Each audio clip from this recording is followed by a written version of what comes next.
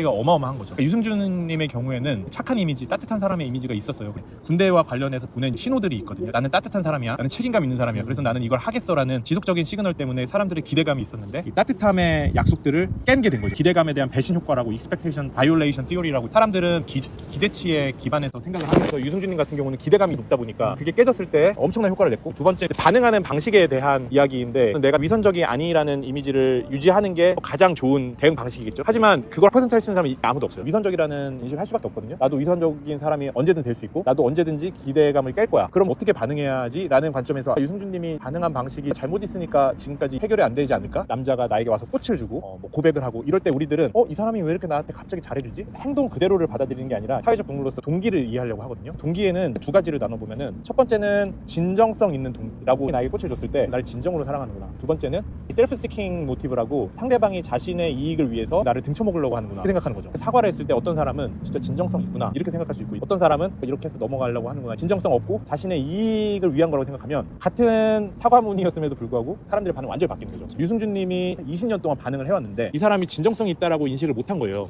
사과도 했을 때 눈물로 호소했어요. 사과가 진정성 있고 자신의 이익을 위한 게 아니라고 생각을 해야 돼요. 유승준님의 사과가 자신의 이익을 위한 거라고 생각하면 안 받아들이겠죠. 사람들 그렇게 생각을 하는 거예요. 유승준님이 했었던 행적들을 보니까 처음에는 사과를 하진 않고 미국이나 중국에서 연예계 활동을 계속했어요. 그 이후에는 법적 분쟁으로 국가와 소송전을 하고 있어요. 사람들이 이 과정에서 계속 연예계 활동을 하면서 돈을 벌고 싶어 하는구나라는 인식을 했을 거예요. 그래서 댓글들을 보면은 한국에 와서 돈을 하려고 하는구나 라고, 그분의 실제 의도와는 상관없이 그렇게 받아들이고 있고, 국가하고 소송하는 이 과정을 통해서 진짜 사과하는 것 같지가 않고 싸워서라도 이겨서 이걸 해야 되는 이유가 있는 것 같아, 뭔가 꿍꿍이 있는 거 아니야? 이렇게 인식을 하게 되는 거죠. 우리가 위선이나 진정성 있는 동기에 대한 심리를 이해한다면 유승준님에게 조언을 해줄 수도 있겠죠. 심리학을 공부하면서 유용하다고 생각한 거는, 세상에 잘 이해되지 않는 현상들이 이해가 잘 되더라고요. 심리적인 이해를 잘 하면 많은 문제를 해결할 수 있을 것 같은 거예요. 심리적인 이론들을 잘 학습을 하면 내가 좋은 열쇠를 가지고 사회생활을 하는 거다.